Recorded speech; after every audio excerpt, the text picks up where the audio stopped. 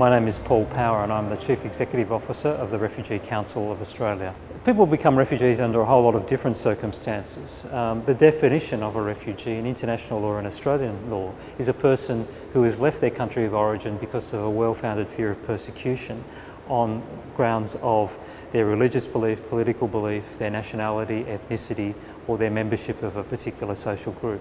So people could be in any number of situations. They could be a prominent politician who's in opposition to a government that has a very bad record on human rights. They could be a member of a religious or ethnic group that's being targeted by an insurgency such as the Taliban in Afghanistan.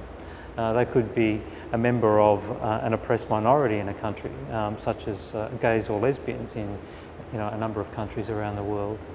But the key issue in terms of the definition of a refugee is persecution, and a person who seeks asylum has to demonstrate to the Australian authorities that they would face persecution or have a well-founded fear of persecution if they were returned home.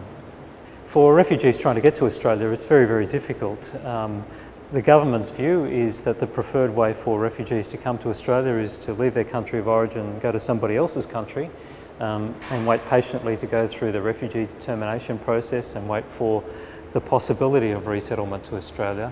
But the reality is that globally fewer than 1% of the world's refugees are resettled anywhere in any given year, around 80 to 90,000 per year out of 10 million or more refugees. And the number that actually are resettled to Australia is it's varied between 6,000 and 12,000 per year over the past decade or so. So the chances of people being resettled are very, very slim.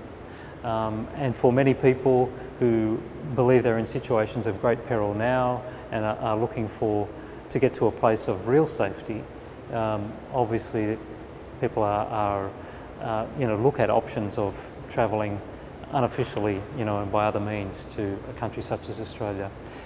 For people who have links with relatives in Australia, often they will hear from their relatives that Australia is a country that respects human rights and is a place of potential safety.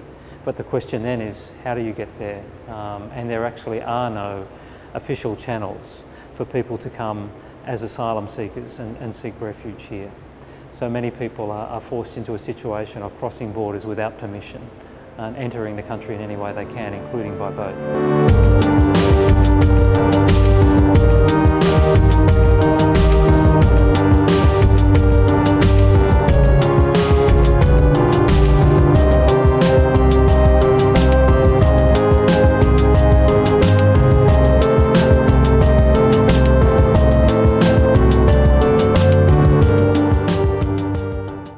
There are many accounts in Australia from refugees who've come to Australia by boat of how awful the journey is and how terrifying it is for many people, particularly people who've never seen the sea before. They make this journey from Indonesia to Australia.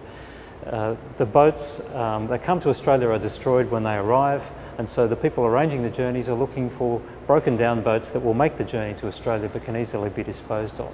And we've heard from many refugees who've made that journey of small boats in poor conditions, greatly overcrowded, without the most basic facilities, even toilets, for the journey of several days between Indonesia and Australia.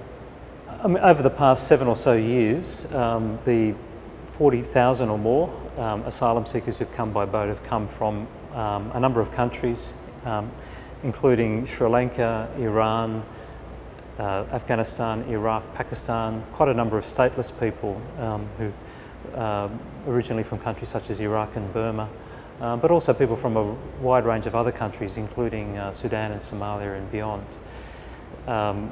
Quite a number of the people who come to Australia by boat are found to be refugees, particularly if they're given a fair shot at the refugee determination process, and so many of them remain in Australia long term and become citizens of Australia within a number of years. But quite a few people are returned home, sometimes without any access at all to a refugee determination process. And that's particularly the case for people who've come from Sri Lanka over the past few years. So they could spend even up to 40 days travelling to Australia to find themselves returned almost immediately without any opportunity to put their case for protection from persecution.